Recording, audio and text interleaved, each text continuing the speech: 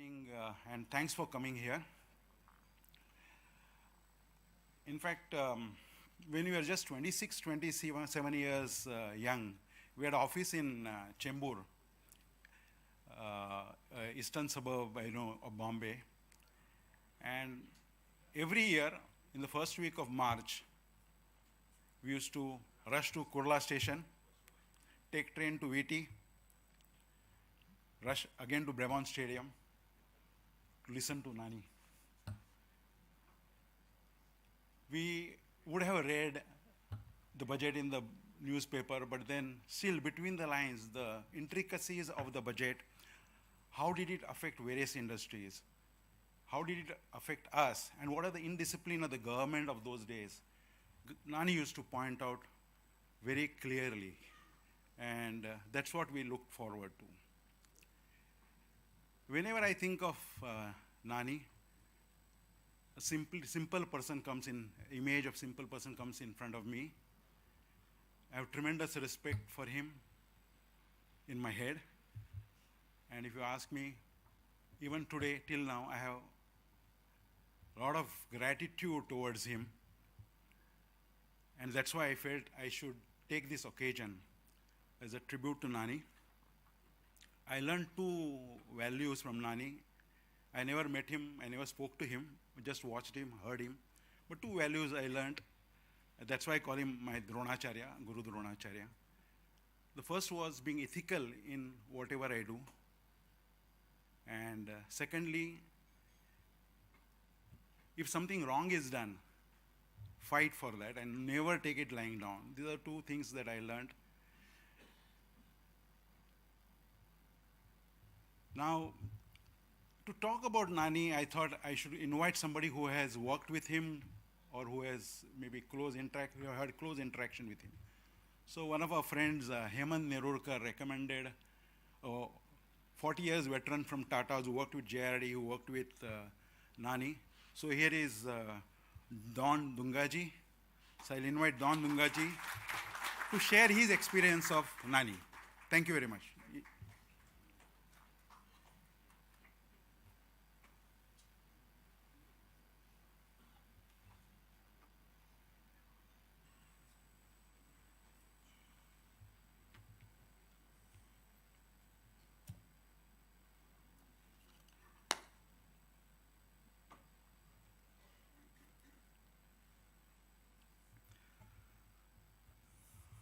Good evening, ladies and gentlemen.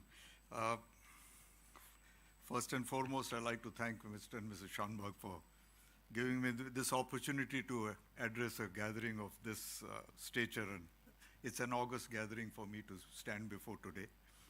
And I'm grateful to my friend of more than 4 decades, Hemant Nerurkar, who was formerly managing director of Tata Steel, for having recommended my name to speak this evening.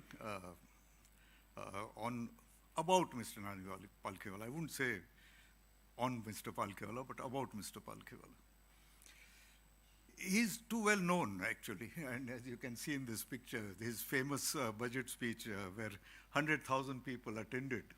It started in a small room like this in a hotel called Greens in the past, that budget speech. He was doing it for A.D. Shroff at that time.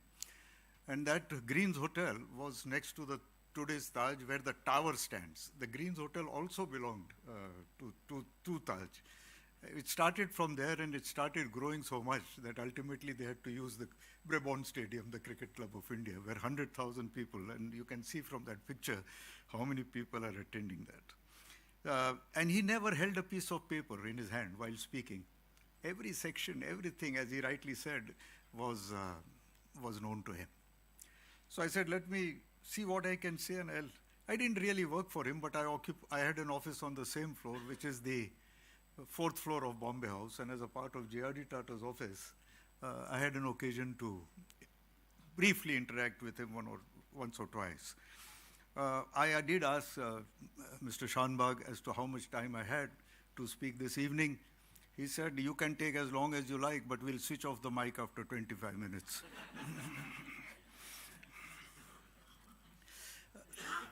In his budget speeches, At that time when he spoke on the budget, it was popularly said that India had two budget speeches, one by the finance minister and one by Mr. Nani Palkhivala. Yeah. So in one of the speeches, he said something, I think, which is eternally valid even today. And I'm going to quote that for you. He says, in our obsession with gross national product, we have forgotten gross national happiness. Growth is concerned with the former, development with the latter. Growth is quantitative, development is qualitative. Quantitative growth counts, but qualitative development matters. And I think this is the learning from a person of his stature that we should remember. But then how do we sum up a personality like this? And I thought I'll come to that a little later, but how do we sum up a personality like this? I've tried to do it in my book, but let me try and define it. Nani Palkhivala, a nationalist, champion of human rights and democracy, defender of the Constitution, legal luminary, jurist, economist, diplomat, author, taxation expert, public figure, man of brilliant intellect and absolute integrity, and believer in the higher divine spirit. C. Rajgopala, talking of the divine spirit, there are two books that come to mind. We all know about his taxation books and We the People and all that he's written, but what comes to mind is India's two books, India's Priceless Heritage, and the second is Essential Unity of All Religions. So he was a person who was not just a professional. There was much deeper philosophical insight. He was a follower of Aurobindo, for example. So C. Rajgopalachari called him God's gift to India. That's how he defined him. So I decided, rather than do a sort of biographical sketch for you, why should I not tell you a few tidbits of information about him which might interest you, which is not generally in the public domain, and share a couple of my personal experiences with him, and conclude by reading out what I have put in my book, two thoughts about profound thoughts on life. And that's how I'll finish it within the time allotted to me. Mr. Shanbag, I hope you don't throw me out of this place, but I'll do what I can. Humble beginnings. Mr. Palkhivala, where does this name come from? Palkhivala, his forefathers, they made palanquins, they made palkis, and that's how the name Palkhivala came to be. Parsi names, I'm one of them. Parsi names are quite often linked to professions. Contractor, lawyer, doctor, driver, there are professions linked to, the names are linked to it. I'm glad my forefathers did a decent business. Otherwise, Dungaji could have also been Gundaji, which I'm not. He lived in the Nanak Chowk area, and he and his father ran a laundry in Kambala Hill. That laundry did such a perfect job that the precision of his father also became a part of his learning. He played the violin, and he was an expert at fretwork. What is fretwork? It's wooden carving, designing wooden pieces and carvings that you see in temples, for example, wooden carvings. So he was an expert at fretwork. He studied palmistry, did sketching and painting, and loved photography. Now, in his childhood, think about it, an orator who could address 100,000 audience, he suffered from acute stammering. From that stage to this stage, you can imagine what the man was. Yeah. So I thought I'll share very little bit of this initial information. And in spite of his being, such a lover of art, he knew nothing about Bollywood. Nothing at all. And in one place, maybe this is not a good place to say that because we are going to listen to Sangeet, but he was sitting in a concert where somebody sang, and he sang it so well that his person sitting next to him, he said, he sings just like Kishore Kumar. So Palkhivala said, who is Kishore Kumar? That fellow thought that in those days Ashok Kumar was the leading light of Indian cinema. So he said, he's the brother of Ashok Kumar. So Palkhivala said, who is Ashok Kumar? So his knowledge was really zero when it came to it. He believed in silent charity. We all know about Shankar Netralaya. It's the leading eye institute in India. My nephew stood first and is an ophthalmologist from Shankar Netralaya. Dr. Badrinath is the person who is known for Shankar Netralaya. And he had a meal in Commonwealth where Nani Palkhivala lived with Nani. And while he was leaving, he gave him a cover and he said, this is my little contribution to your wonderful institution. He thanked him, just took it. He didn't bother to open it. But when he went to his hotel or wherever he was staying, he opened it and he saw a check of 2 crores of rupees. 2 crores at that time, yeah. So then Badrinath spoke to him. He said, sir, we are very touched by your generous contribution. And we would like to, put your name on some ward or whatever it is, or he wanted to put it at the entrance of it.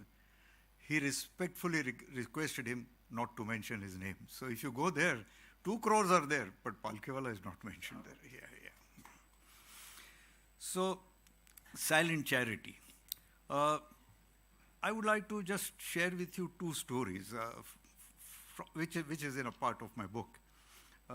Mr. Palkhivala was not born in Tatas as such. He joined Tatas in 60s, by which time he was already a celebrity. Being a part of JRD Tata's office, in those days when people asked me, what do you do in Tatas, I used to simply say, I'm a Nandi in Shiva's temple, because JRD Tata's office and my table was outside. So people went through me, and as you know, Nandis are quite important, isn't it? So my Tata connection with him was when he joined Tatas. It was 4 or 5 years before me, but when I joined Tatas and became a part of JRD's office, if JRD wanted something, I would be requested to, speak with Palkhivala. So I remember 2 instances about which I've written in my book, but I'd rather share them with you.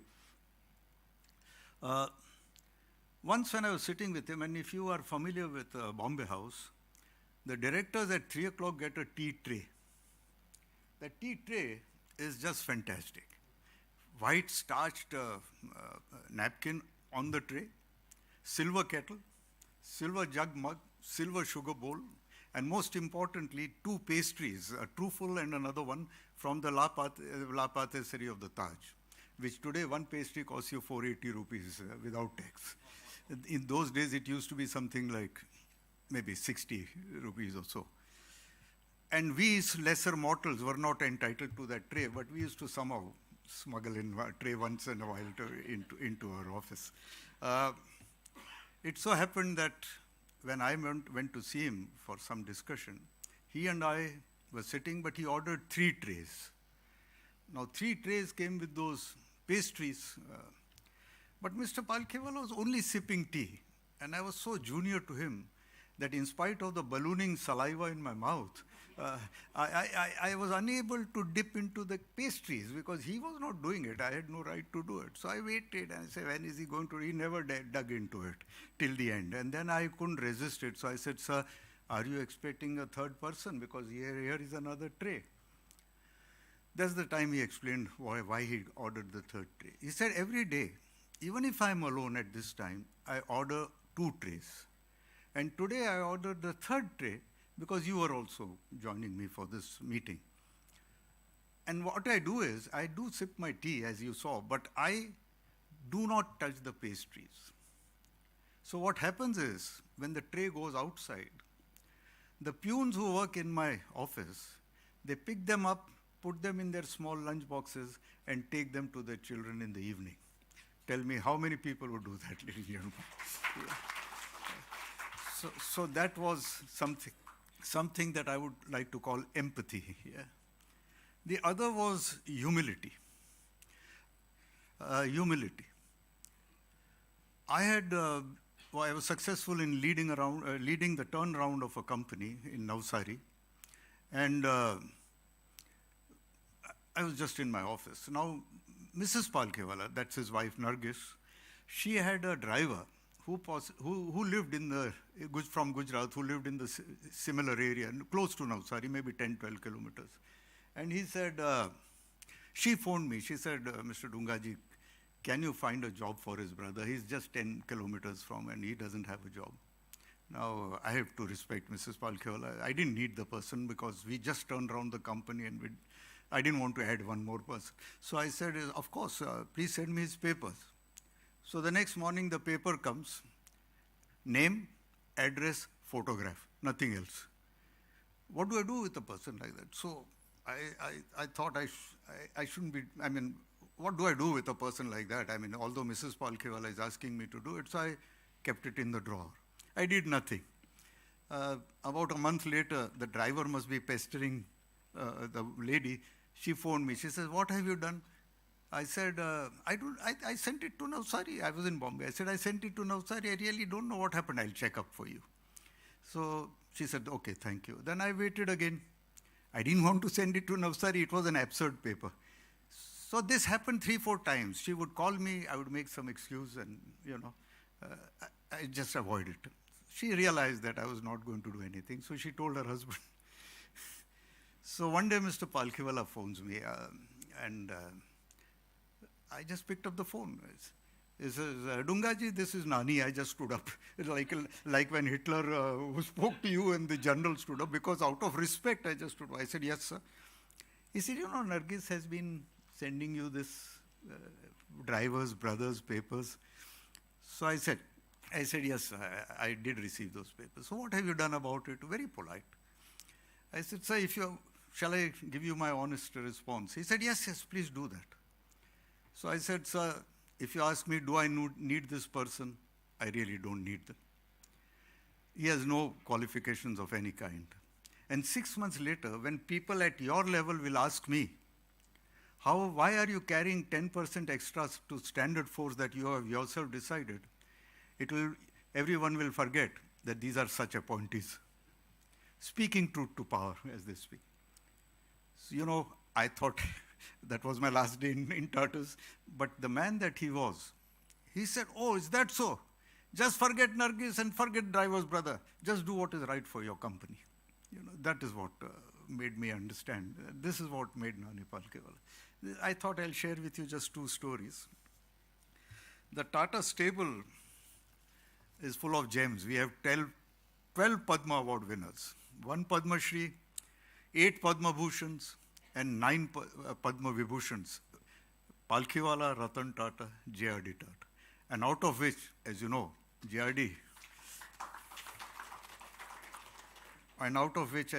J.R.D. Tata was also awarded the Bharat Ratna, the only industrialist to have been awarded the Bharat Ratna so far, which he did not want to receive. So sometime if you want to hear that story, I'll tell you about it later. So I'm given the time that Shashi has given me, I would like to just conclude with his thoughts on life, which I have written in this book. It's not too long. I like to read them out to you. We have professionals here, so I think it'll make sense more to you and to the younger generation. He says, the first lesson that life has taught me is that a factor which you may call chance, you may call destiny, you may call by any name you like, does operate in human life. This chance or destiny or higher force, depending on the philosophy of life you believe in, is a factor which to my mind is inescapable. And if anything has been taught to me by life, it is this, that although one must do one's level best, something will work somewhere which will either make or mar one's career. I think if any successful man thinks that his success is entirely due to his own efforts, he must be either insufferably vain or incredibly foolish or both. It tells you what the man thought about it. So he says there is a force. That is the spiritual part of him speaking. And finally about character. I know it by heart, but I'll still, in order not to make a mistake, just 4 sentences. He says character is integrity plus altruism. Altruism, as you know, is doing good for others. Yeah? So character is integrity plus altruism. Fame is vapor. Popularity an accident. Riches take wing, and those who cheer you today will curse you tomorrow. Only one thing endures, character. So, Mr. Shanbhag, I've done what you wanted me to do. Thank you very much, ladies and gentlemen.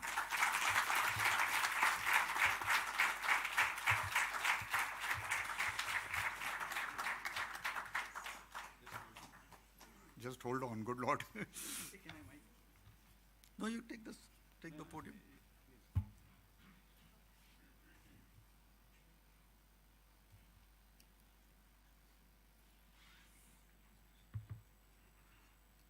So, Mr. Dungaji. It's okay. Yeah, Mr. Dungaji did not tell the whole truth. I gave him 15 minutes to talk. Then he phoned me saying, talking about Nani in 15 minutes is going to be difficult. How much more time can I have? I said 25, 30 minutes. But he has finished in 15 minutes. Not, this part is not true. No. He said 30 minutes, but because the stage has to be arranged 25 minutes. So I beat him to that. But anyway, you I finished can in 15 prove minutes. it in writing, ladies and gentlemen. Just wait. I wanted you to hand over some books to my friends. Okay, sure. Yeah.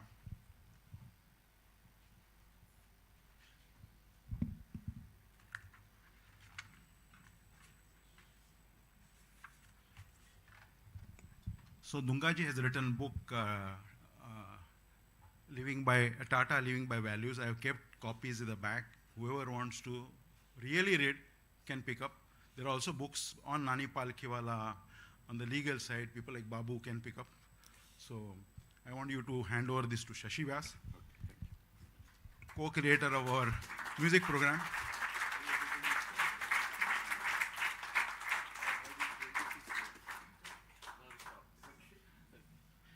So Shashi is also a chartered accountant, but who has devoted his life to Hindustani classical music.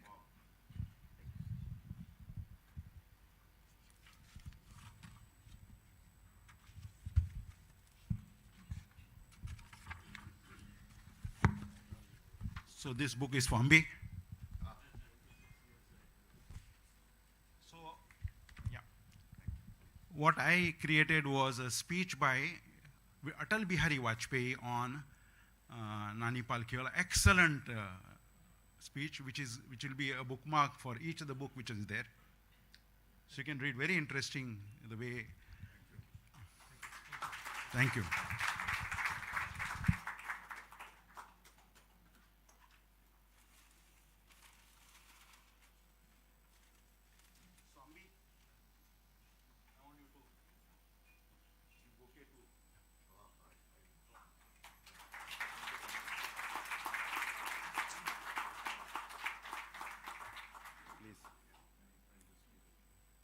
So we will end this program here, and then the venue will be taken over by Pooja, Gaitonde and team. Okay, we'll reassemble in 15 minutes. Thank you. And if somebody wants to take a break or go to the washroom, can take it now. Thank you. And if somebody wants to pick up the book, pick up now or pick up at the end. Thank you very much.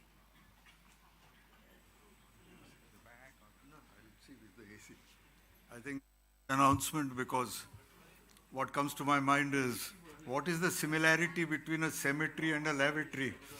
When you got to go, you got to go.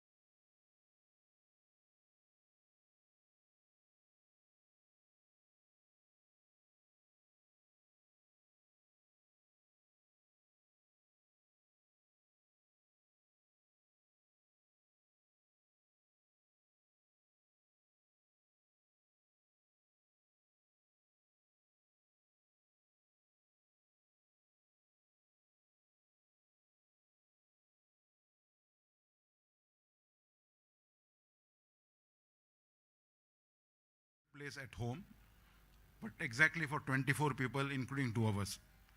So, and fortunately for me, most of my friends are not interested in Hindustani classical music, so I don't have trouble inviting out of 60, 70 friends.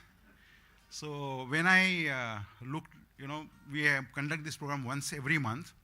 So when he talked about December, I looked at, and I wanted to have a program before 15th of December, because then 15 onwards, people will be traveling or their kids will come from USA, so families will not be able to come for the program. So I said, before 15th, let us have some program. And 11th happened to be our Nani Palkhiwala's death anniversary. We normally choose a date with which we'll remember why we are having that program on that day. So 11 December being Nani's birth anniversary, I said this is an indirect way of giving, passing on my tribute to him and getting. And then when I started, I sat down and listed names of my friends who are chartered accountants and cost accountants and then lawyers. It was 50 friends minimum, and then their wives 100. So I said 24. I can't do it at my house. This is my second home. So I just phoned up Deepak Limai. I said, Shashi, Deepak, 11 को program करने का है, available है क्या? He said yes. बोला मेरा नाम डाल पहला. Don't give it to anybody else. And that's how I started working on the list. And lots of chartered accountants and cost accountants, they said, oh, ye hai, wo hai. They, left out. Then I said, who are the other guys who will have respect for Nani? So maybe financial world people. So I invited some other people, some other friends, and also friends who are purely interested in classical music. That's why we are here to listen to Pooja Gaitonde. And I'll now pass on to my co-host Shashi Vyas. So Shashi will take over from me. Thank you.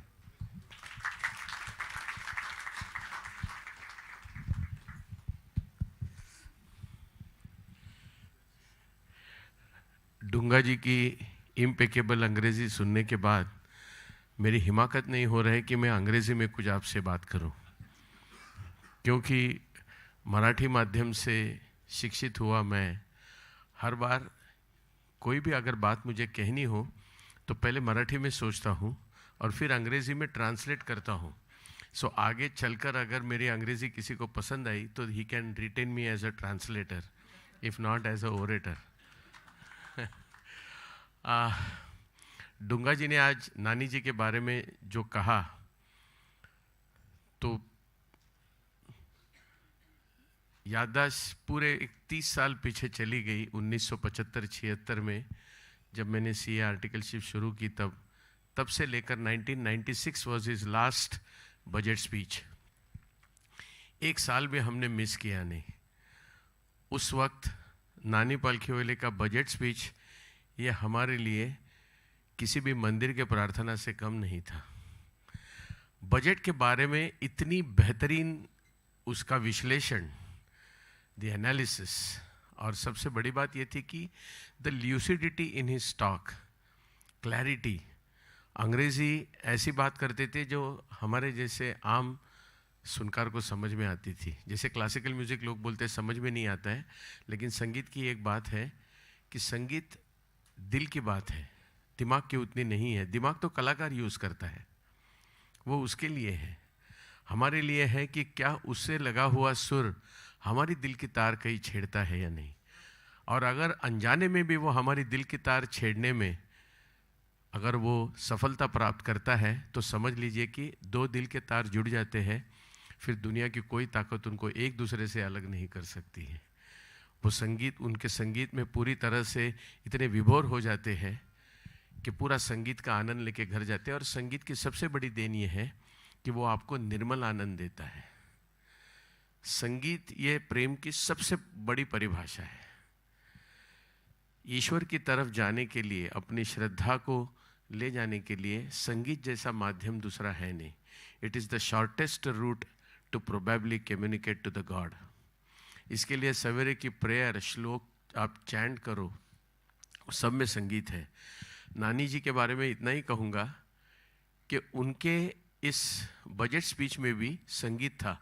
और आज डूंगा जी ने जब कहा कि वो violin बजाते थे, तब कहीं जाके मैंने रिश्ता जोड़ दिया क्योंकि संगीत उनको समझता नहीं था, लेकिन कहने की लय जो उनकी थी, जो रिदम था बात करने का, कि कहाँ वॉइस मॉड्यूलेशन कैसा होना चाहिए, यहाँ इंस्टीट्यूट्स खोलते हैं. Nani was a gifted man. He did not need any of these tools to probably improvise or to speak on that. मुझे इतना याद है कि उनके किताब में एक अच्छी लाइन लिखी थी. उनको किसी ने पूछा कि what is the difference between Japan and India? So he said in Japan there are 75 million citizens, and in India we have 750 million individuals. That's what makes the difference, nothing else. So nationality कैसी होनी चाहिए, in few words he could say. I have also lot many anecdotes because I had attended Escort's case, and at that time what happened, कैसे case था कि S.K. Desai was the Chief Justice, and his one simple question to Fali Nariman, who was arguing the case for Escorts, please define an individual and LIC, how they are different shareholders constitutionally or legally. Then we can decide whether they have a right to purchase that more than 5% or so. And I used to attend that because it was at that time Fali Nariman who used to argue, and there were host of lawyers supporting him. He says, I don't want anything else to know.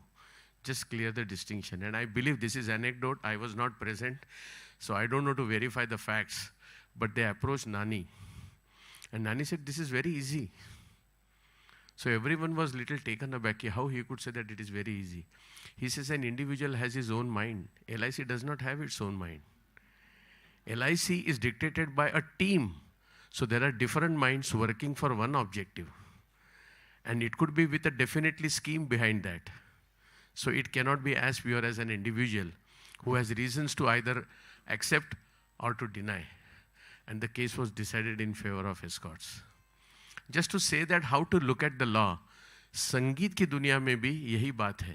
राग वही है, गाने वही है, सुर वही है, सब कुछ वही है, मगर हर एक की अपनी प्रतिभा अलग है, अपनी विचारधारा अलग है, उसको देखने का नज़रिया अलग है. और तब जाके हर वक्त वो संगीत हमारे दिल को इसलिए छूता है क्योंकि सुर ताल लय से भी आगे चलकर. मराठी में एक बहुत अच्छी कविता है मंगेश पाडगावकर की, जितने जन को मराठी समझता है, कि कोई भी कविता कहे या संगीत कहे तो कहते हैं, शब्दा वाचून कळले सारे शब्दांच्या पलीकडे.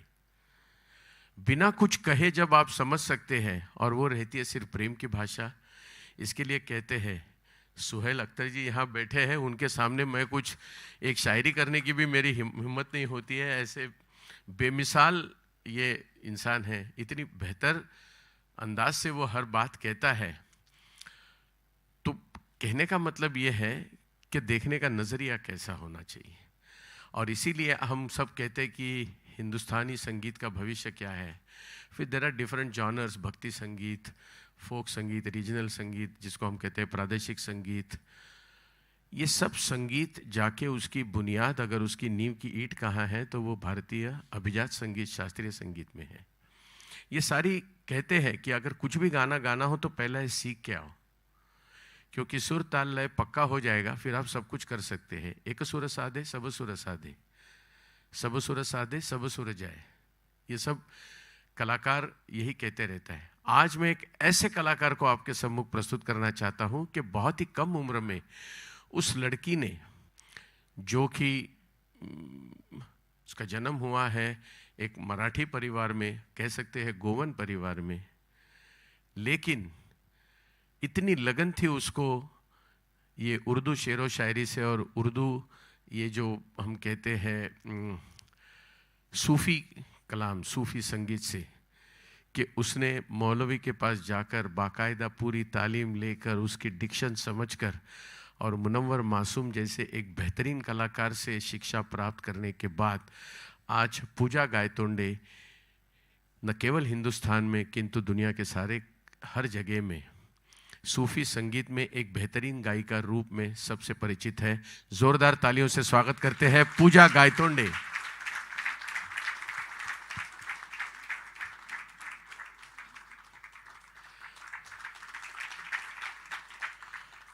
You may not be knowing Shashi, but she is also a Podarite.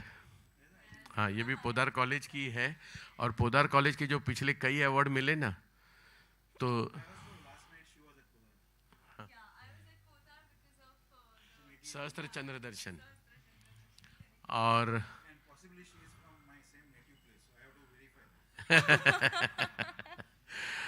इनका एक अच्छा है शशि का, कोई व्यक्ति से मुलाकात हो जाती है तो उनका रिसर्च शुरू हो जाता है, और बहुत अच्छी बात है ये, क्योंकि हर व्यक्ति के साथ हम जुड़ते हैं तो उसको समझना बहुत ज़रूरी होता है।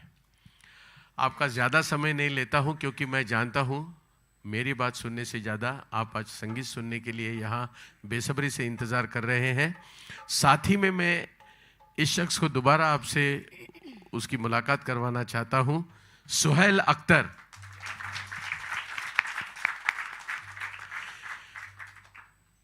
कहने के लिए बहुत सारे लोग बहुत कुछ कहते हैं, लेकिन सुहेल जब कुछ कहता है तो वो कहानी होती है। क्या बात है। उसकी बातों में कहन रहती है, सीधी सादी बात रहती है, मगर कहने का अंदाज ऐसा रखता है कि हमको वो याद आता है। गलती हो तो आप सुधार देना कि यूं तो सब शायर है, लेकिन गालिब का अंदाज़े बयां कुछ और है। ये है वो गालिब।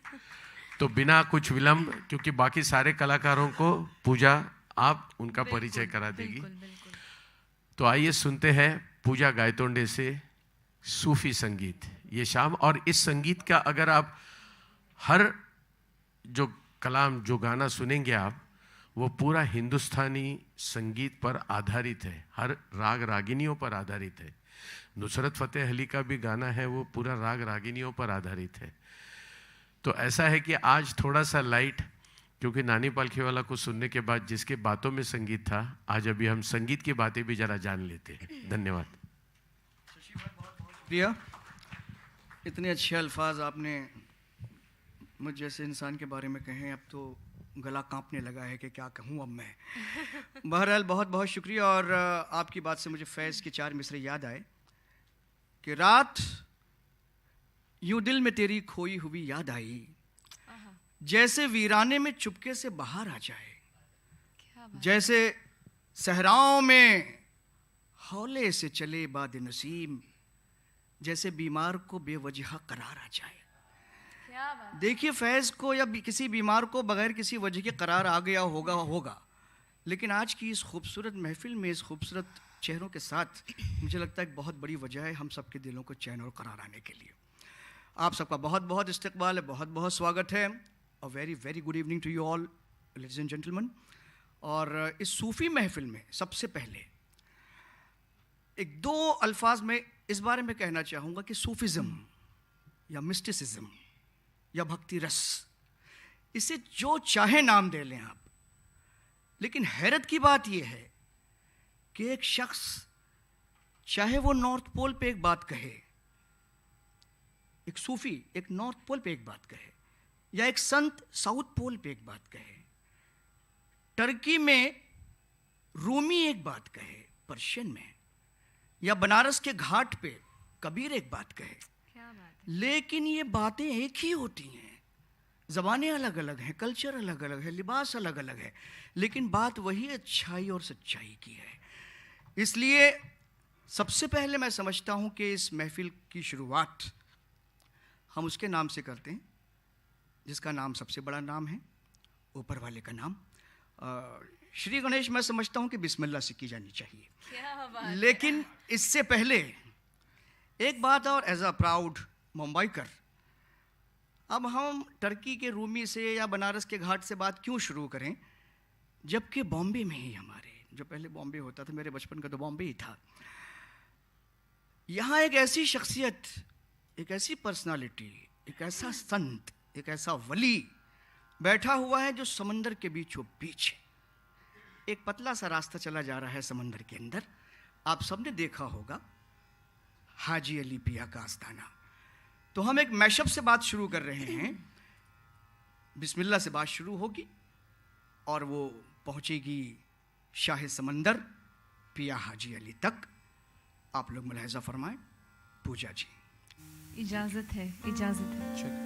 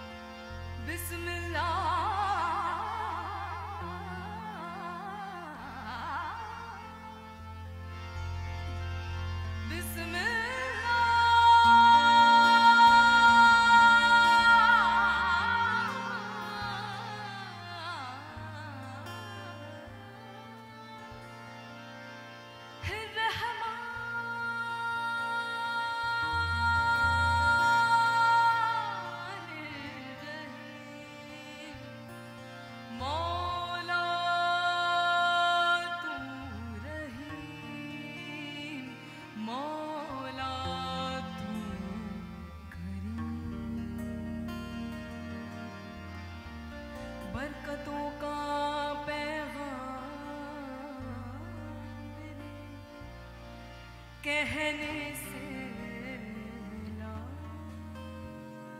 इलाहा इल्लल्लाह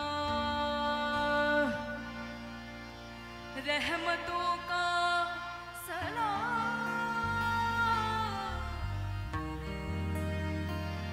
रहमतों का सलाम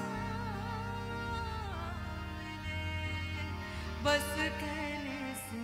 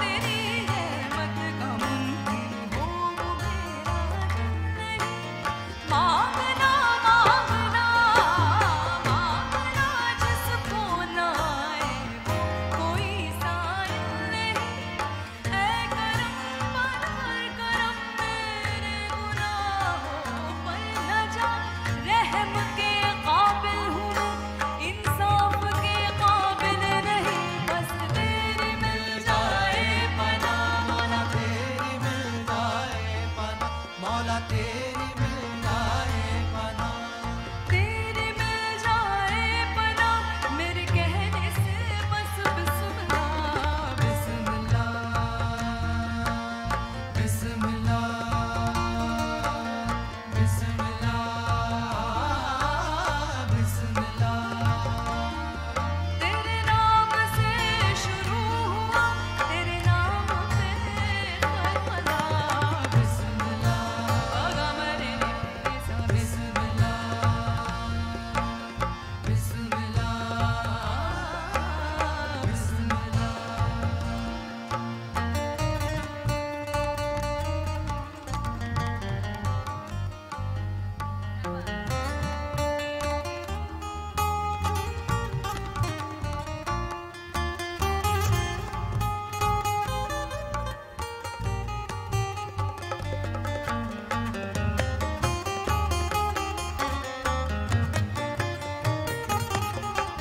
शाहे समंदर इब्ने हैदर, शाहे समंदर एक नजर, पिया हाजी अली, पिया हाजी अली, पिया हाजी अली, पिया हो, पिया हाजी अली, पिया हाजी अली, पिया हाजी अली, पिया हो।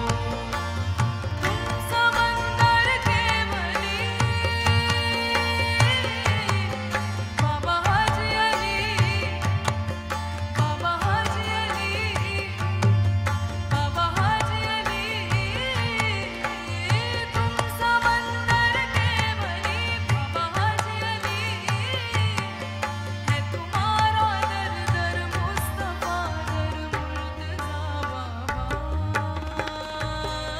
पिया हाजी अली, पिया हाजी अली, पिया हाजी अली, पिया हो, पिया हाजी अली, पिया हाजी अली, पिया हाजी अली, पिया हो, पिया हाजी अली, पिया हाजी अली, पिया हाजी अली, पिया हो, पिया हाजी अली, पिया हाजी अली, पिया हाजी अली, पिया हो, पिया हाजी अली, पिया हाजी अली, पिया हाजी अली, पिया हो, पिया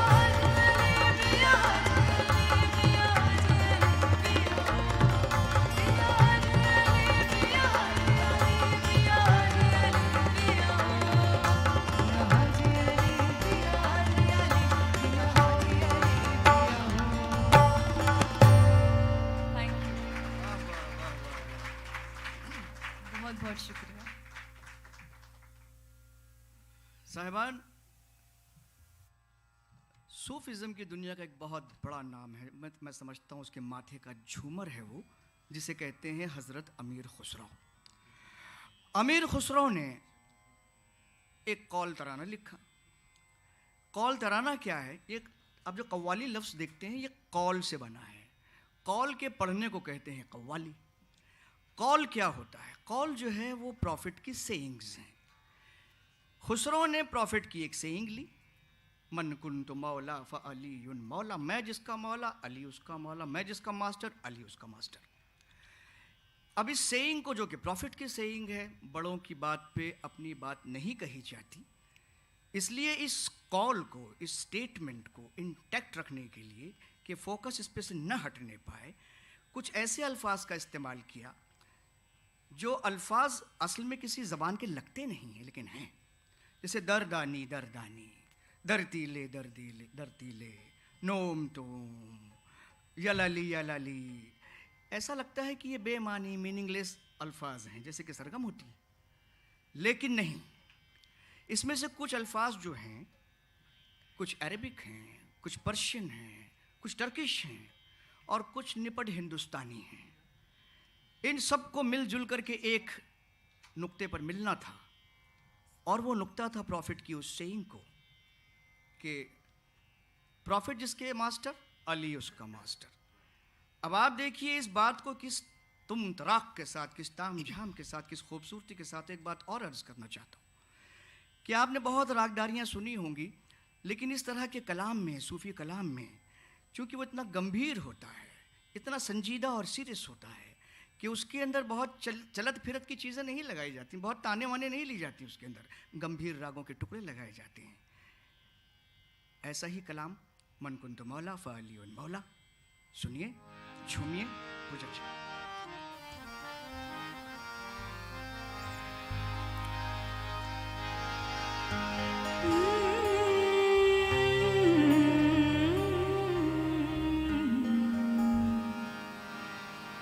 Ridnu, ridnu.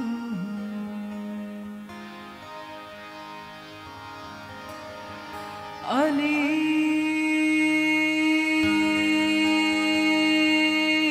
imam manastu manam ghulam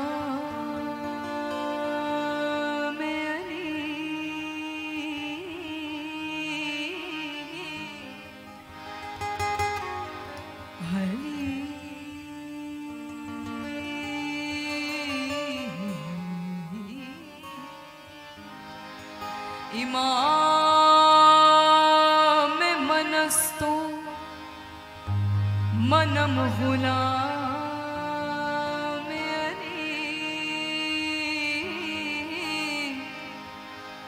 Ali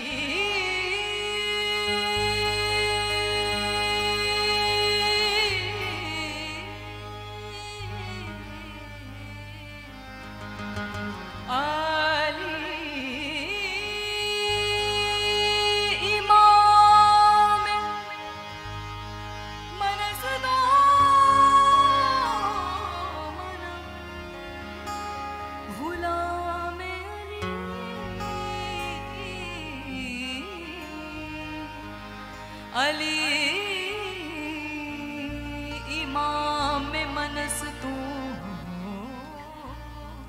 मनम गुलाम अली हजार जाने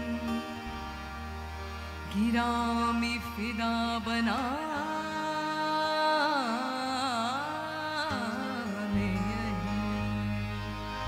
तवज्जो चाहूंगी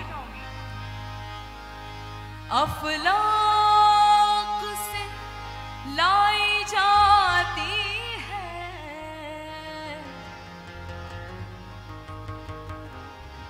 अफलाक जैसे कि आप सभी जानते हैं आसमान अफलाक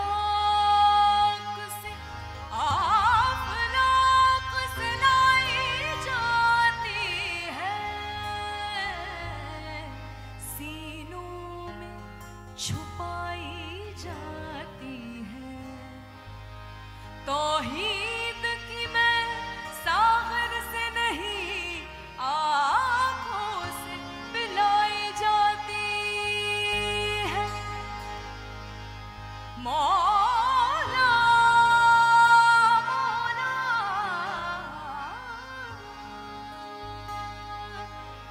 जिसने देखा मर ही गया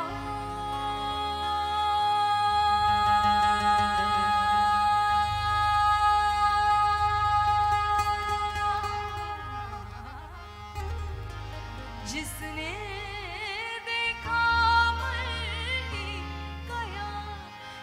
चश्मे सियाह में है जादू गैर का धोखा मुझको न दे तुझ में मैं और मुझ में तू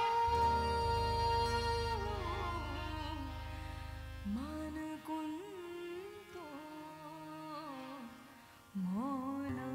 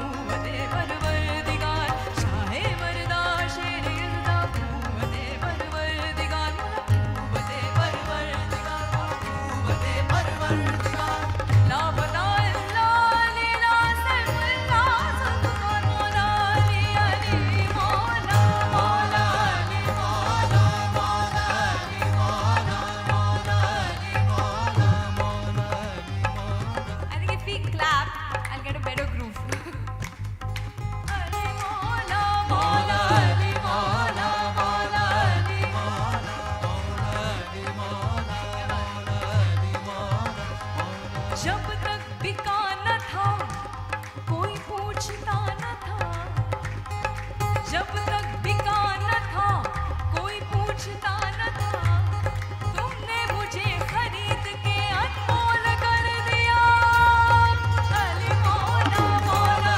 अली मौला मौला अली मौला मौला अली मौला मौला अली मौला मौला अली मौला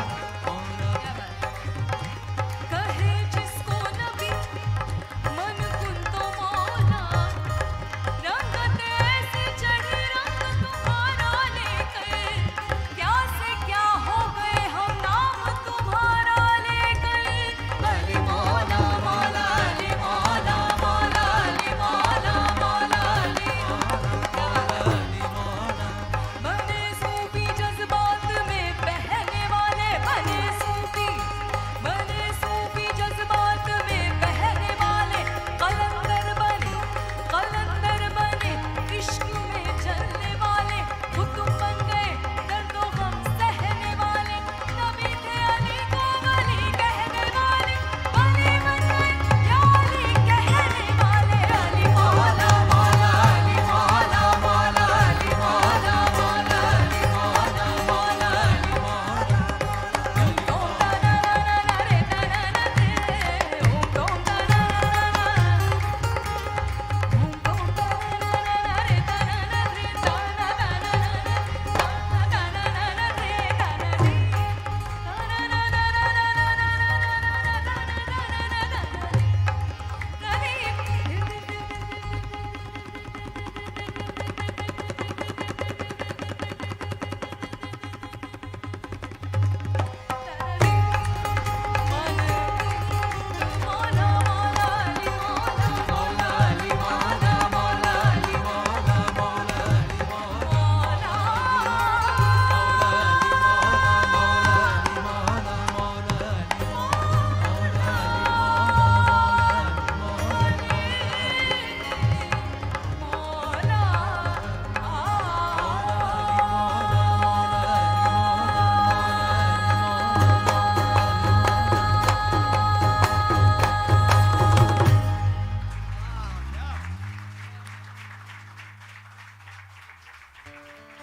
बहुत बहुत शुक्रिया ओफो हर बार सुनता हूँ इतना ही मज़ा आता है और ज़्यादा मज़ा आता है और देखिए रूमी का बड़ा प्यारा शेर है कि बिशनवज़ नए ये बांसुरी से सुनो बिशनवज़ नए बांसुरी से सुनो चू हिकायत मी कुनद ये मुझसे कौन सी कहानी बयान करती है बांसुरी बिशनवज़ नए चू हिकायत मी कुनद ये बांसुरी से सुनो मुझसे क्या कहानी बयान करती वस जुदाई हो शिकायत मी कुनद ये कौन से बिरहा की कौन सी जुदाई की कहानी मुझसे कहती क्या प्यारी बात कही आप देखिए जब बांस होता है बांसुरी उसका एक हिस्सा होती है जो बांस से निकाल ली जाती है उसमें सुराख डाल दिए जाते हैं फूंके मारी जाती हैं तो उसमें से एक लय निकलती है एक सुर निकलता है एक आवाज़ दिलों को खींचने वाली निकलती है हमें लगता है कि बांसुरी गा रही है बांसुरी रोती है इसलिए रोती है कि वो उसे उसके बांस से उसकी जड़ से उसके रूट से उसकी बुनियाद से अलग कर लिया गया वो चाहती है कि वो अपने बांस से जाके मिल जाए कभी कभी ऐसा लगता है कि ये कहीं वही बांसुरी तो नहीं है जो कृष्ण मुरारी के होठों से लगी हुई है और जिसकी धुन पे गोपियां नाचती हैं वैसे तो हर गोपी के दिल में होता है कि कृष्ण उसी के साथ हों इसीलिए कभी कभी नज़रों को जैसे कि एक ऐसा दिखाई देता है जैसे हर गोपी के साथ एक कृष्ण है। देखिए वृंदावन में यहाँ तो रास रचा हुआ है, लेकिन समय सागर के दूसरे छोर पर ये एक तारे की धुन तो कुछ और ही कह रही है। देखिए मेवात की जोगन शहजादी मीरा अपनी सांसों की माला पे अपने कृष्ण के नाम का सिमरन कर रही है। सुनिए सुनिए कि सांसों की माला पे सिमरू में पी का नाम है। जोरदार तालियां सुहेल भाई, सुहेल अख्तर वासी। सुभान अल्लाह, क्या बात है, क्या बात है। जी, शान।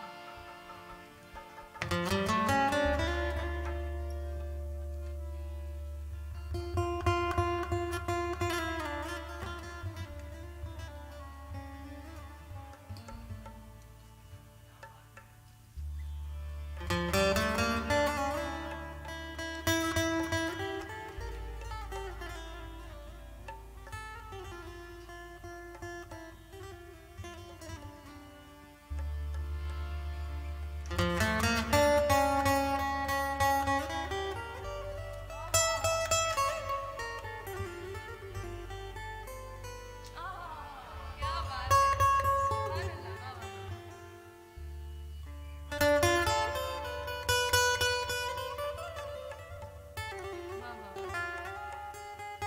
वाह वाह वाह, क्या बात है।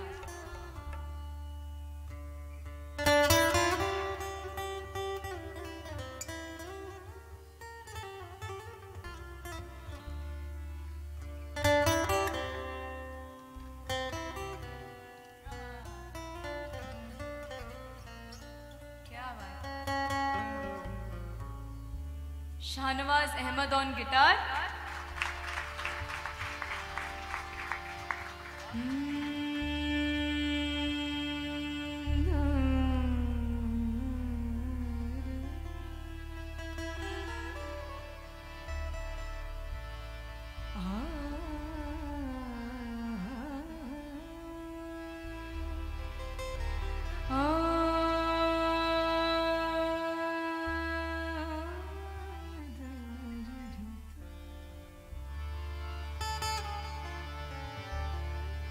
असीरी में भी मुझको लुत्फ़े आज़ादी कहाँ तक है। असीरी में भी मुझको लुत्फ़े आज़ादी कहाँ तक है। हमारे अहले चमन क्या बाग़बां तक है। कफ़स की तीलियों से लेके शाख़े आशिया कहाँ तक है। खुदा जाने यहाँ से जलवाई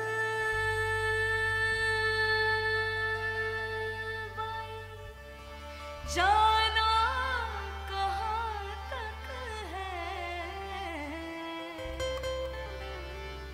वहीं तक देख सकता है नजर जिसकी जहाँ तक है। आप या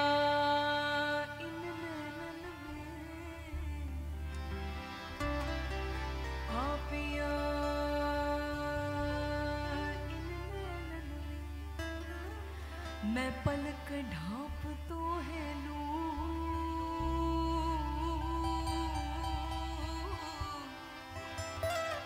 आप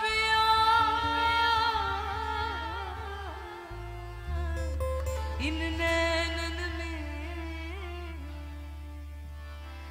मैं पलक ढाँप तो है लूं।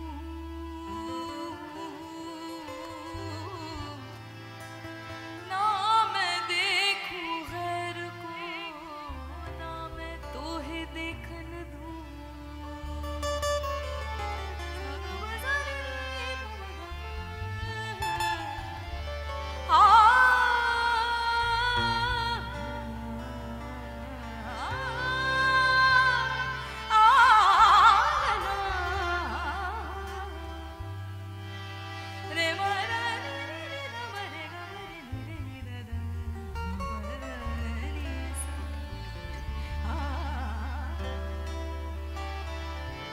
जब से राधा श्याम के नैन हुए हैं चार, श्याम बने हैं राधिका,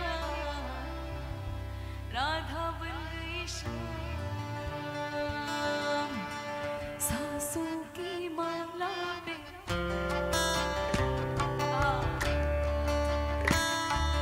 सांसों की माला पे सांसों की माला पे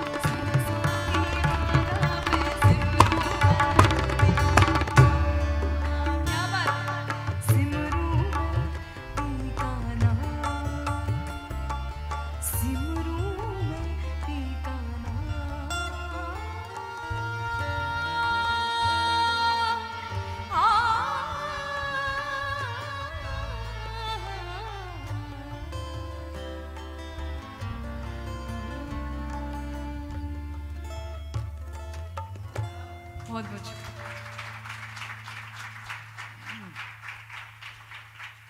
शशि भाई आप ही कहिए कि अब इसके बाद मैं क्या कहूँ। चेक।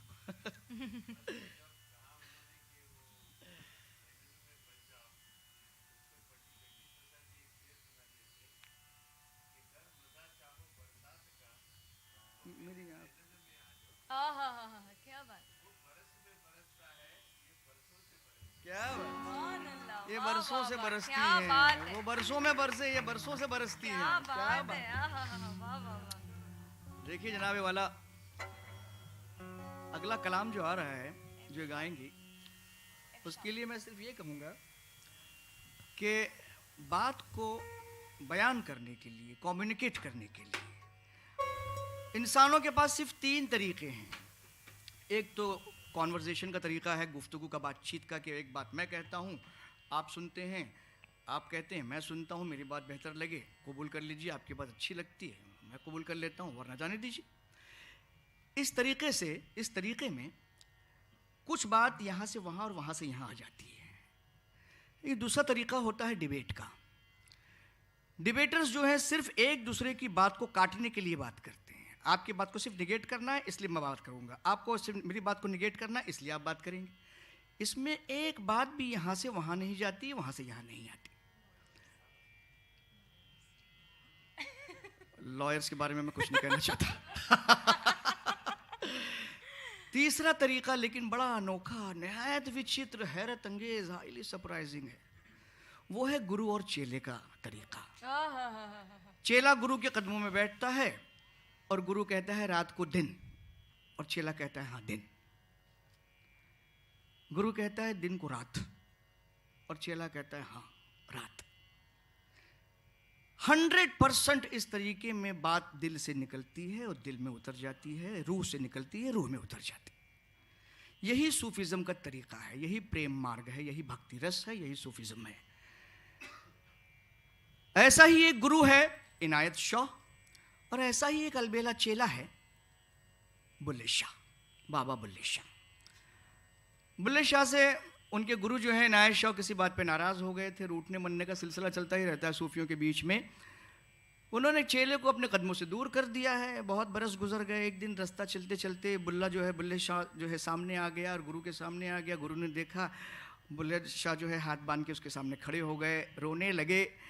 गुरु ने कहा अरे ये तो हमारा बुल्लिया है, हमें भूल गया था।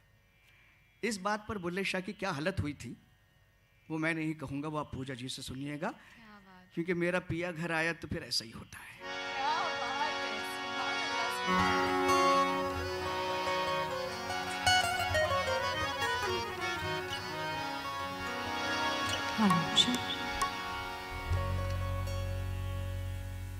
हेच घालावं लागेल.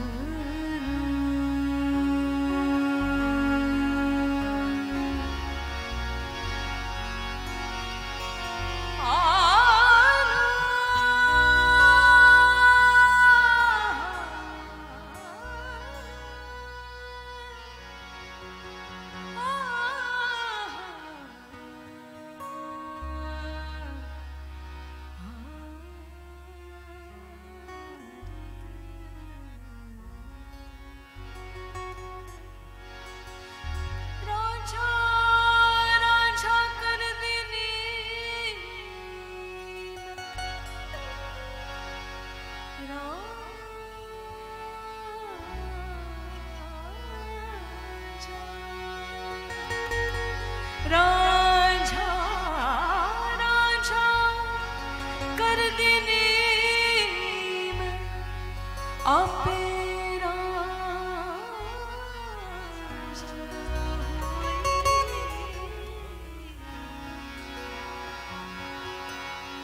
सदोनी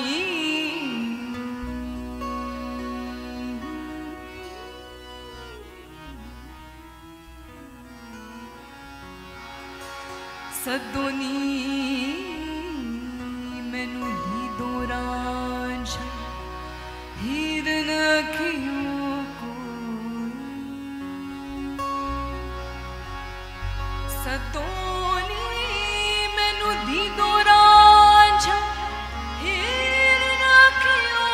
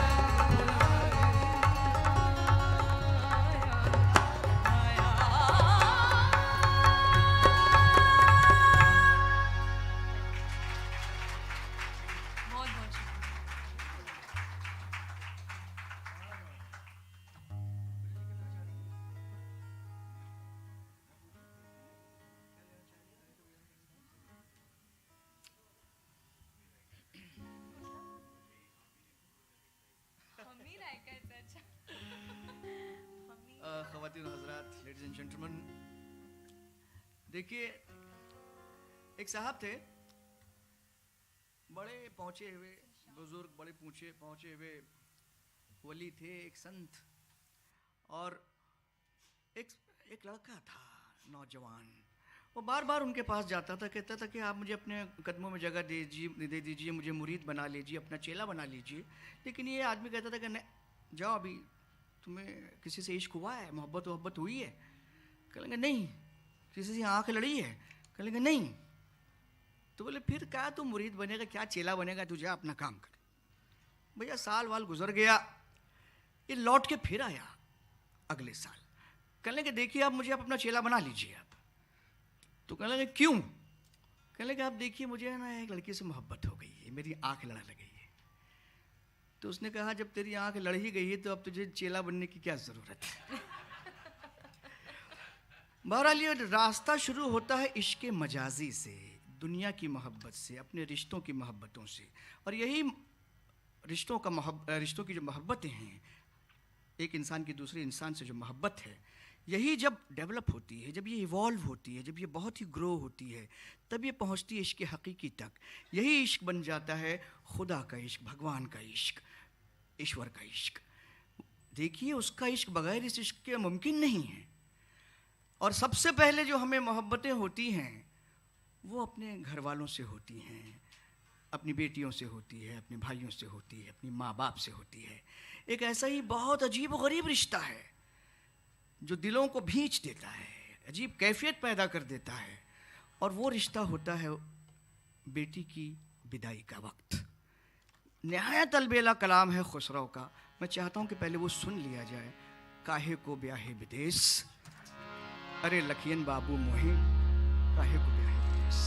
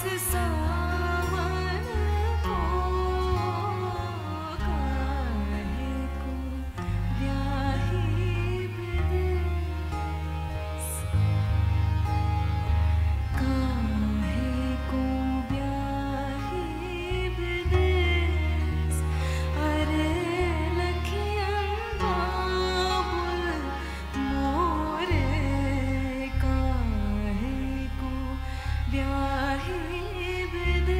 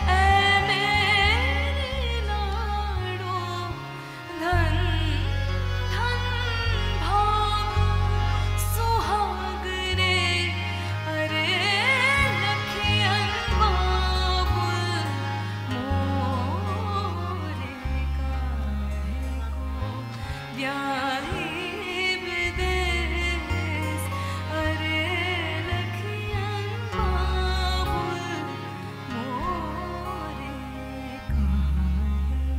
कहाँ को ब्याही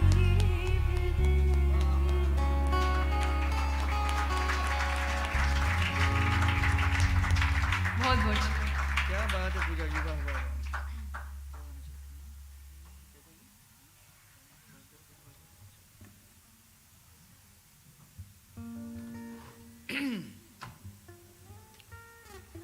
लोग अपनी किसी ज़रूरत से जा रहे हैं, ज़रूर है वापस आएंगे। देखिए,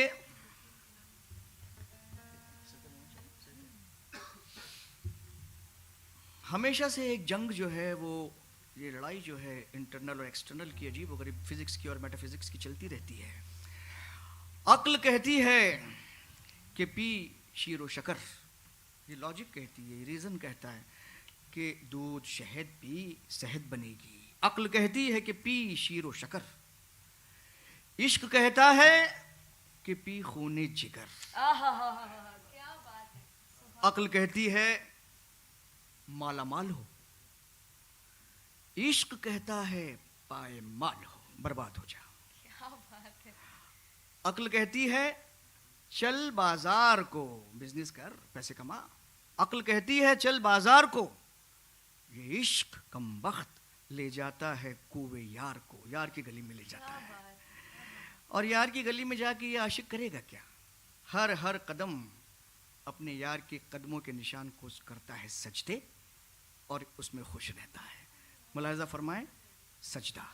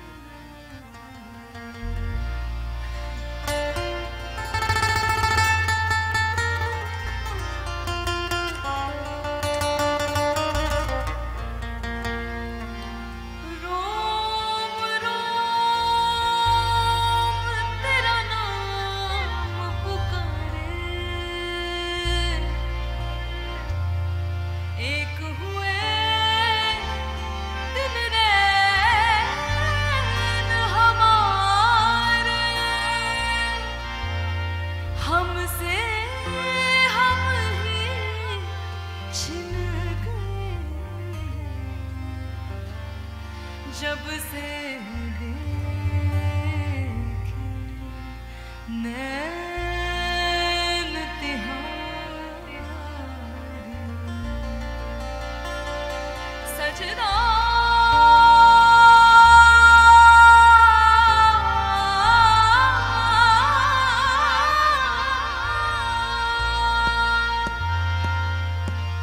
तेरी काली अखियों से जिंद मेरी जागे, धड़कन से तेज दौड़ूं सपनों से आगे। अब जान उठ जाए ये जहां छूट जाए संग प्यार रहे मैं रहूं ना रहूं सजदा। I think we all can say तेरा सजदा दिन रैन करूं ना ही चैन करूं सजदा तेरा सजदा इकरार करूं मेरी जान करूं अब जान लुट जाए। मुझे कोरस की आवाज नहीं आ रही है, तो आप सभी गाएंगे सजदा, हम सब साथ में गा सकते हैं। अब जान लुट जाए ये जहां छूट जाए संग प्यार रहे मैं रहूं ना रहूं सजदा। ये बात तेरा सजदा दिन रैन करूं ना ही चैन करूं सजदा तेरा सजदा लखवार करूं मेरी जान करूं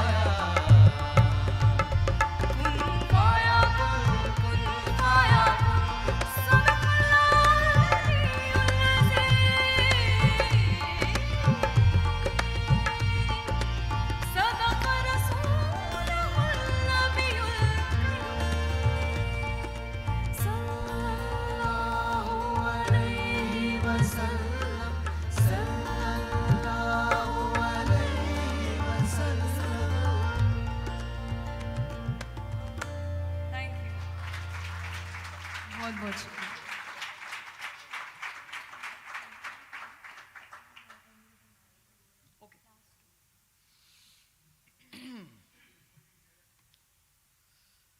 I hope you all are enjoying. I'm enjoying like anything. Thank you very much. क्या खूबसूरत शेर है कि बुझ रहे हैं चिरागे दैरो हरम। ये दैर जो मंदिर है, ये जो हरम जो मस्जिद है, बुझ रहे हैं चिरागे दैरो हरम। ये मंदिर और मस्जिद के चिराग और ये दिए जो हैं बुझते जा रहे हैं, इनकी रोशनी कम हो रही है। बुझ रहे हैं चिरागे दैरो हरम, दिल जलाओ, दिल जलाओ कि रोशनी कम है। आप देखिए कि पंडित जी बेचारे को शिकायत ये है कि इतना ताम झाम कर रखा है, लोग आते नहीं मेरे पास। मौलवी जी को यही प्रॉब्लम है कि इतना बड़ा ताम झाम, ऐसी बड़ी मस्जिद बनाई हुई, लेकिन हमारे पास तो नहीं आते लोग। ये लोग जाते कहाँ हैं? ये जाते हैं उस फटीचर आदमी के पास जिसके कपड़े फटे हुए हैं, एक कोने में बैठा हुआ है, सिर्फ प्यार मोहब्बत की बात करता है। यही वो संत है, यही वो वली है, यही वो सूफी है जो आपसे सिर्फ मोहब्बत की भाषा में बात करता है, और लोग इनके पास जाते हैं। इसलिए पंडित जी भी और मौलवी जी दोनों परेशान रहते हैं इनसे। एक ऐसी ही शख्सियत हिंदुस्तान के सरजमीन पर मौजूद है, बड़ी खूबसूरत, क्या कहूँ मैं, ख्वाजा गरीब नवाज मोइनुद्दीन चिश्ती अजमेर वाले। क्या अच्छा कलाम कंपोज किया है रहमान साहब ने, वही सुन लीजिए अब, ख्वाजा मेरे ख्वाजा।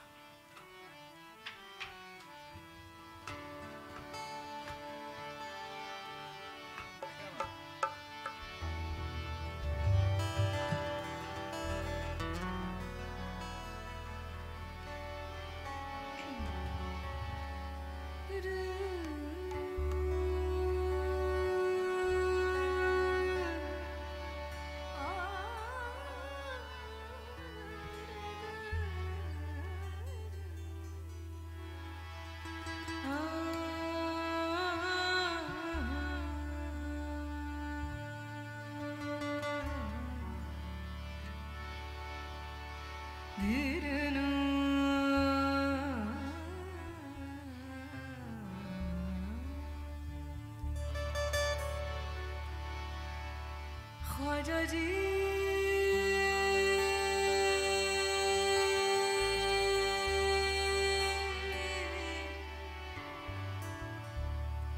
ख्वाजा जी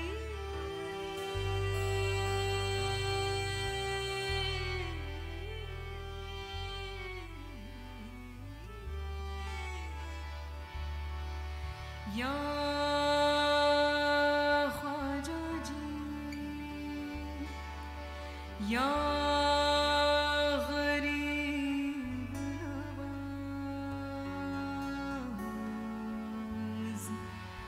या गरीब नवाज, या ख्वाजा जी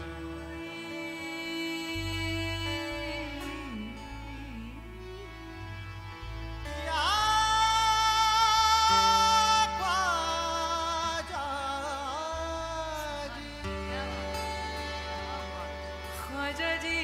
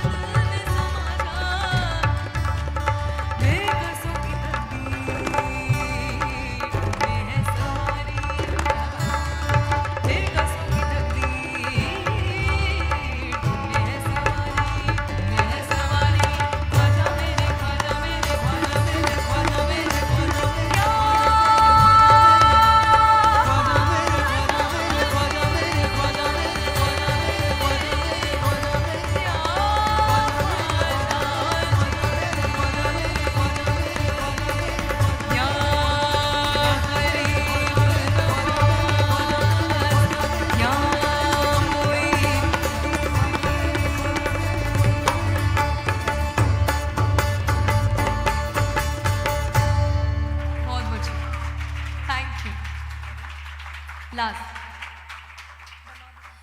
देखिए शशि भाई ने जिक्र किया था कि यहाँ बहुत सारे लॉयर्स और बहुत सारे चार्ट अकाउंटेंट्स हैं। मैं ये बात आपको बता देना चाहता हूँ कि देखिए हमारी टीम भी कुछ कम नहीं है।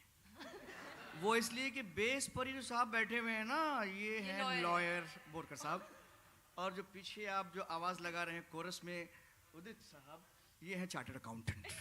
Big hand for them please. और आखिरी जो है कलाम आपके सामने पेश करने जा रहे हैं, जिससे पहले बहुत जल्दी में 2 बातें मैं आपसे अर्ज करूंगा। वो ये कि एक बार जो है बाबा फरीद से, बड़े बुजुर्ग थे, उनके चेले ने कहा कि बाबा साहब दुनिया में कितने 2.5 कलंदर हैं? तो कहले 2.5 न 2 न 3, 2.5 क्यों? 2.5। तो कहले देखिए, एक वो मेल, दूसरा वो मेल, तीसरी राबिया जो कि फीमेल है वो आधी।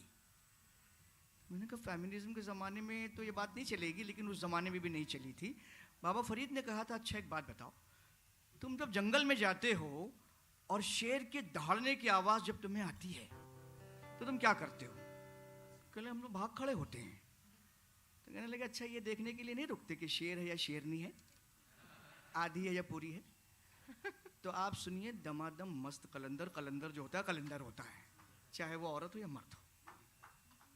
पूजा जी कलंदर के सुना रही है? बिल्कुल दमादम बिल्कुल सुनाते हैं।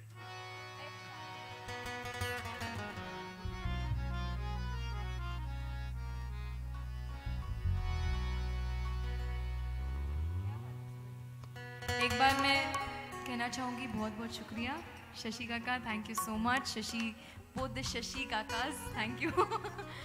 Tabla Prasad Gaitonde on tabla, dholak Mohammad Shadab,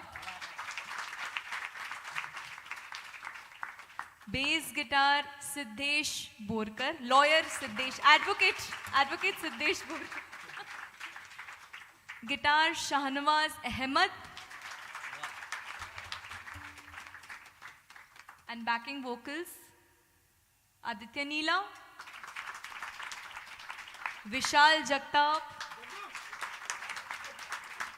Udit Patil, CA Udit Patil, and our dear Sohail Akhtar Warsi Sahab for creating the mahal. मेरे पास अल्फाज नहीं है, इतनी क्या तारीफ करूं, Sound कितनी तारीफ yes. करूं। आप सुन रहे हैं, दाद दे रहे हैं, मजा ले रहे हैं इक्वली जी। हाँ, साउंड पर साउंड दादा हमारे प्रशांत जी। ये ना हो तो ये खूबसूरत आवाज़ आप सुन ही नहीं सकते हैं। Thank you very much Prashant ji, Thank you. And thank you all. आखिरी कलाम आपके सामने पेश करने जा रहे हैं, दमादम मस्त कलंदर।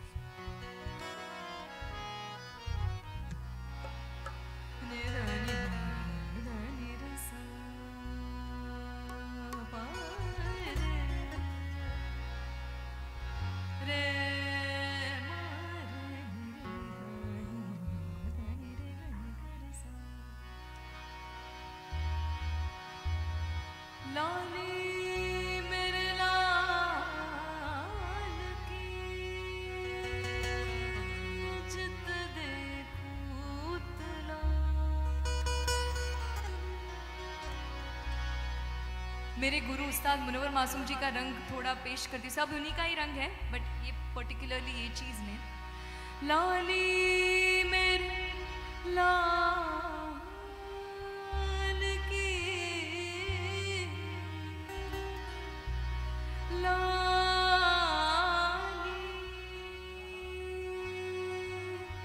लाली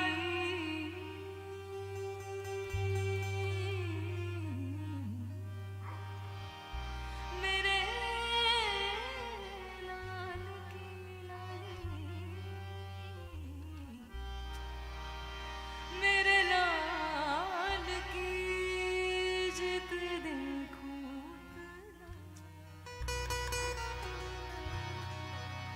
लाली वेखण मैं गई ते मैं भी हो गई ना, सारे ग म ग रे ग म प प म ग म ग रे ग रे नि रे नि ध नि ध नि रे सा।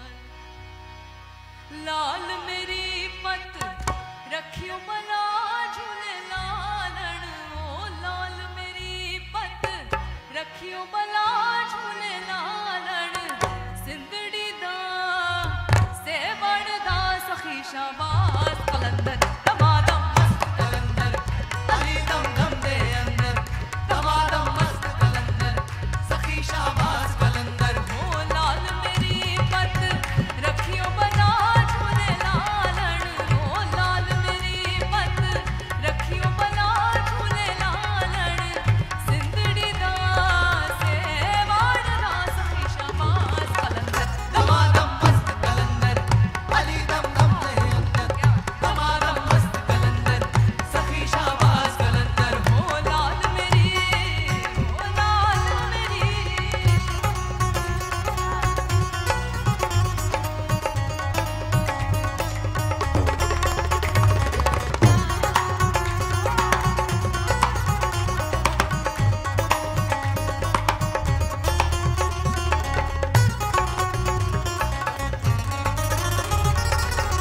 चार चराग तेरे बालन हमेशा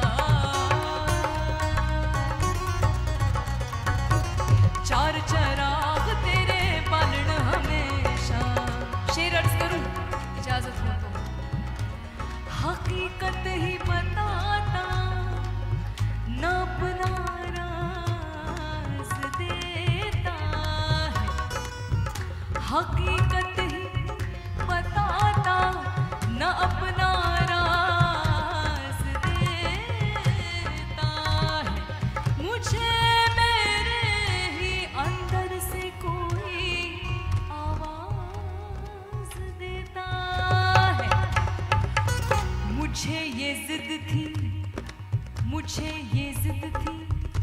कि उसको कैद कर लूं वो है कि खुशबू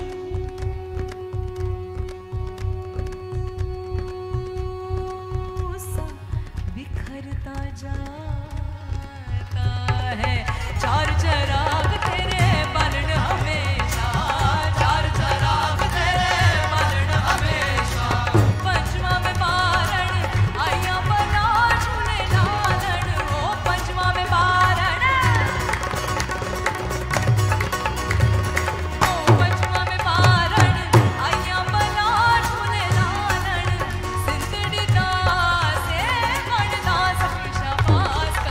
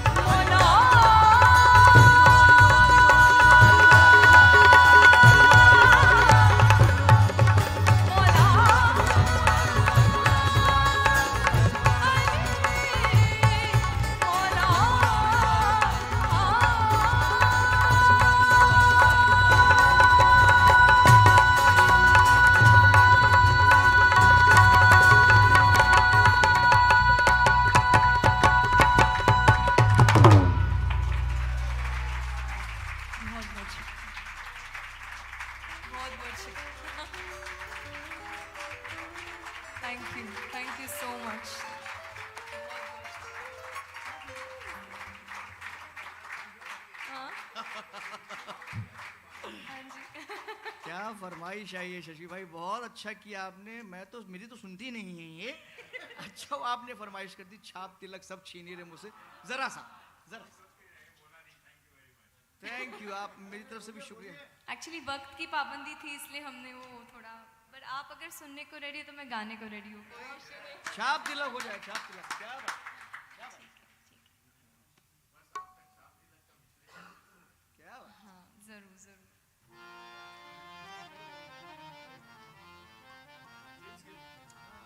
ठीक है।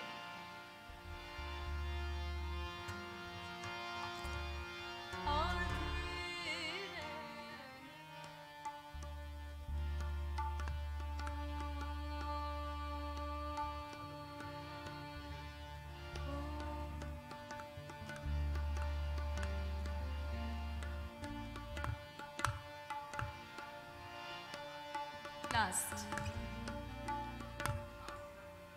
हाँ, अच्छा जब तक ये डी पे ले आए तब लोग मैं ज़रा अपना सी शार्प इस्तेमाल कर लेता हूँ।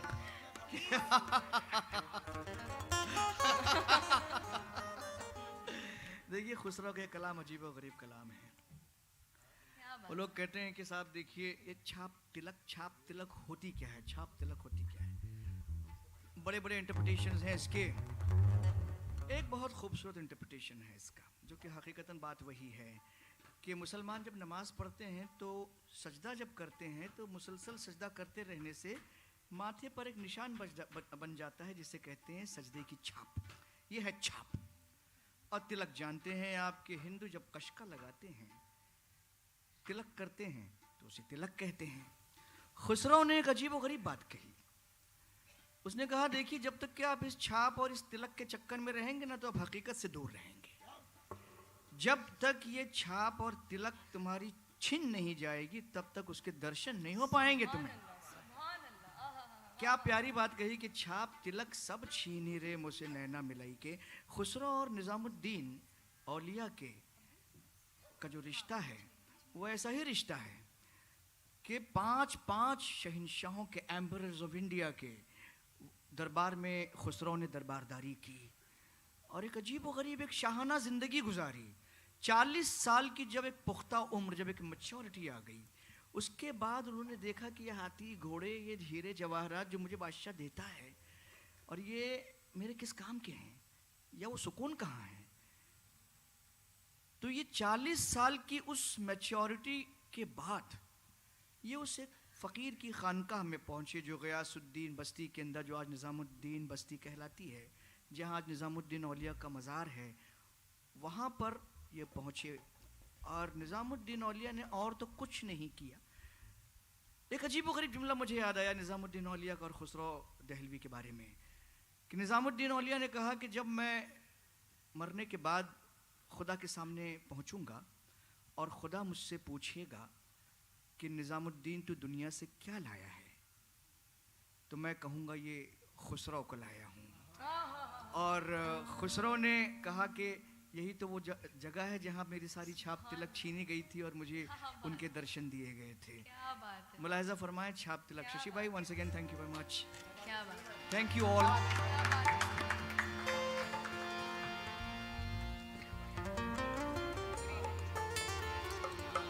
आधी रैन तो कट गई बालम, आधी रैन तो कट गई बालम, दुनिया सब गई सो, जिनको चिंता बेहू की,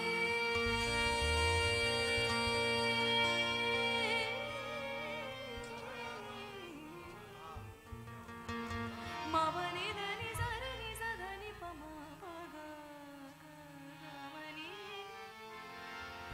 जिनको चिंता बेहू की, सोवा को नींद कहाँ से हो, अपनी छब निज़रे मबदा मबदा मबदा मरे निसा, अपनी छब बनाए के सो मैं पी के पास गई, अपनी छब बनाए के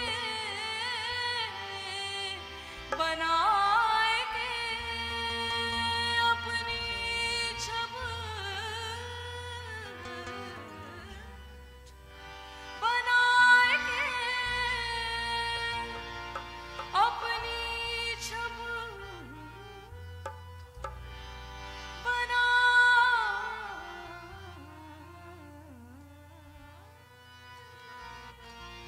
सो मैं पी के पास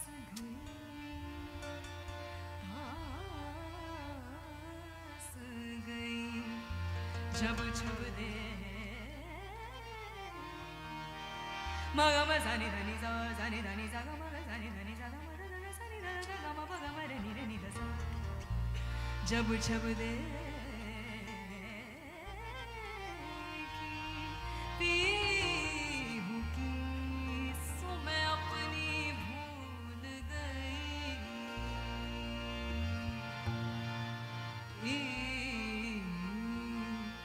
जब छब देखी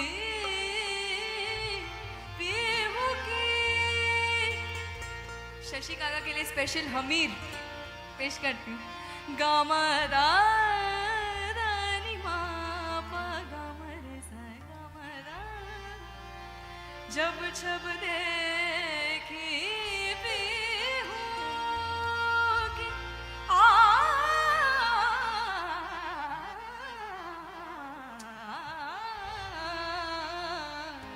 जब छब देखी भी होगी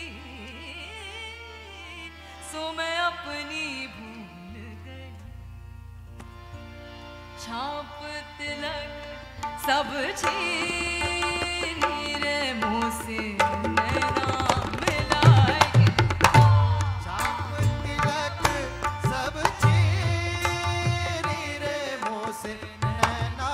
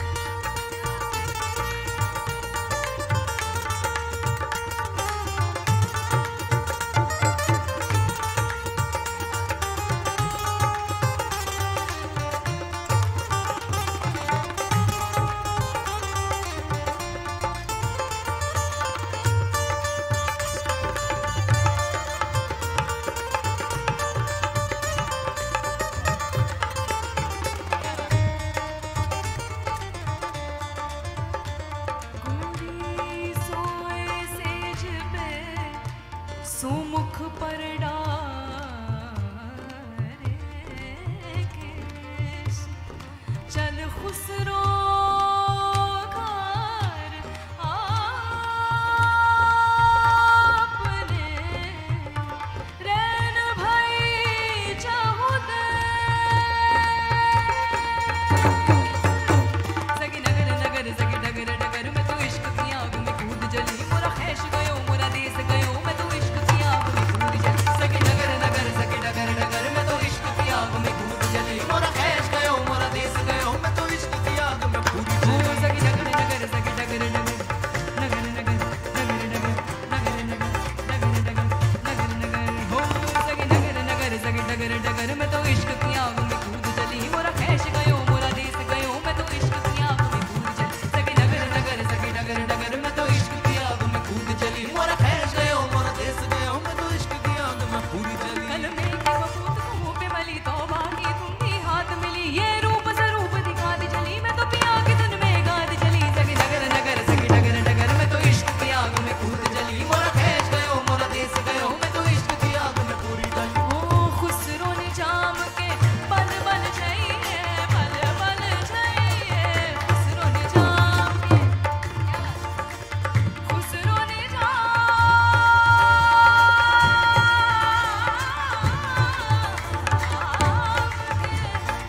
खुसरो ने जाम के पल पल चाहिए, मोहे सुहागन की रे मोसे नैना मिलाए के, मोहे सुहागन की रे मोसे नैना मिलाए के, झाँप लग सब चीज रे मोसे नैना मिलाए के, झाँप लग सब चीज रे मोसे नैना मिलाए के।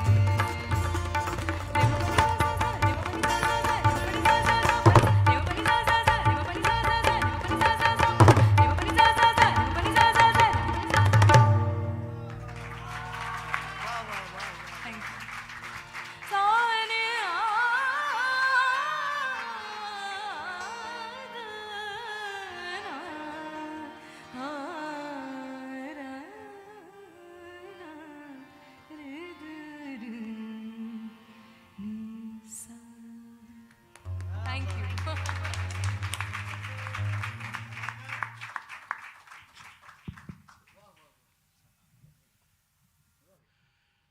महफिल कैसी होनी चाहिए? तो महफिल ऐसी होनी चाहिए कि सुनने वाले आप जैसे हो और सुनाने वाले ऐसे हो।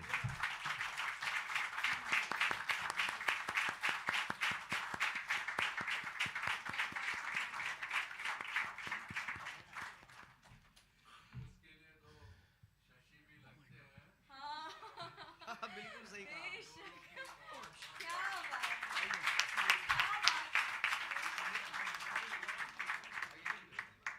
आज जिस अंदाज से इस महफिल को इन्होंने सजाया है, कहते हैं कि एक ऐसा वक्त संगीत में आता है कि आप निशब्द होते हैं, निस्तब्ध होते हैं, क्योंकि गाना सुर ताल लय में गाने वाले बहुत मिलेंगे। हर कोई कलाकार अपनी जगह अपने क्षमता के अनुसार गाता ज़रूर है, मगर देखना क्या चाहिए कि उसका भाव क्या है। और वो तभी आता है जब एक जुनून होना चाहिए कि आज ये गा नहीं रही है, ये सुना नहीं रही है, ये कहन है, ये कहानी है, सदियों से चली आई है, सदियों से कहन है, और ये सब आप तक पहुंचा रही है। इसमें इसको अपना कुछ नहीं कहना है, जिन्होंने कहा है उनकी आवाज़, उनकी दिल की बात आप तक पहुंचाने का एक प्रयास, एक जैसे सरिता को जाके बाद में समंदर में ही मिलना है, वैसे ही। और ये सुरों की जो यात्रा रहती है वो एक नदी की तरह रहती है, वो अलबेली है, रास्ता अपने आप ढूंढते ढूंढते चली जाती है, मगर उसको जाना तो समंदर में है, उसकी मंजिल तय है, वो चूकी नहीं है। और हम क्या कहते हैं आम इंसान कि ये रब क्यों हमें मंजिल से भटकाता है, ये रब हमको मंजिल से क्यों भटकाता है? क्योंकि जब रास्ता जब तक समझ में आता है, लौटने का वक्त हो जाता है, ये तकलीफ है। ये मेरा नहीं है, ये ऐसे करते हैं कि बस थोड़ा सा फिर चिंगारी लगा के जाते हैं, आग यहाँ दिल में जलती है और कुछ नहीं है।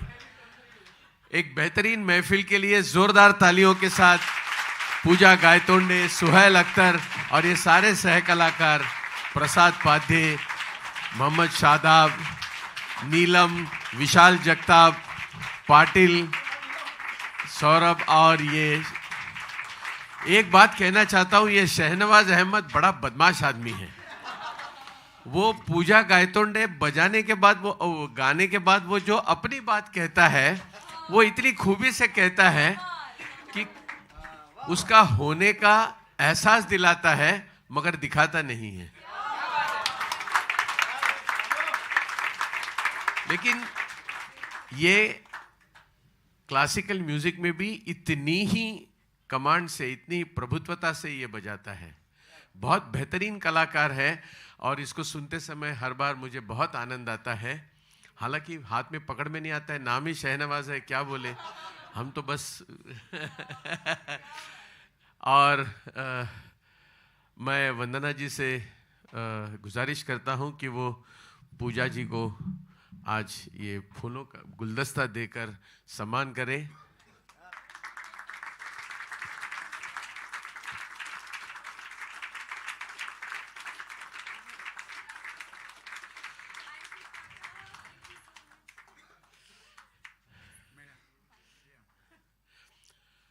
सुहेल अख्तर के लिए एक जोरदार तालियां। छाप तिलक सुनने के बाद उसकी जो उन्होंने बात बताई वो इतनी बेहतरीन थी, क्योंकि कबीर का भी एक उसमें दोहा है जो थोड़ा सा बदल गया है, वो उसको प्राकृत में लेके आए, असल में और है, लेकिन वो कहता है पूजे पत्थर मिले हरी तो मैं पूजू पहाड़, पूजे पत्थर मिले हरी तो मैं पूजू पहाड़, बांधे मस्जिद ईंट की ताकि ऊपर चढ़ के बांग दे, क्या भरा हुआ खुदाए। बस ये है, ये सब लोगों ने जो जिंदगी की फिलॉसफी हमको सिखाई है, लेकिन यहाँ ऐसे होता है कि आपको वहीं तक अटका के रखने का प्रयास करने वाले ज्यादा है और फकीर कम है। जब तक ये फकीर और संत नहीं बढ़ेंगे तब तक हम इस बात से पूरी तरह से अवगत नहीं होंगे कि आखिर सब एक ही है। बस इसी के साथ So there is a scheduled announcement and unscheduled announcement. Scheduled announcement is cocktail dinner is ready. You can join. Unscheduled announcement is we are having another function in the same place on 25th January, which happens to be my birthday. But we have unusual program. There's somebody who's going to share his experience. So if you are a good listener, it's a good opportunity not to attend. I have sent this invitation to few people because I always visualize who will be interested, who will not be interested.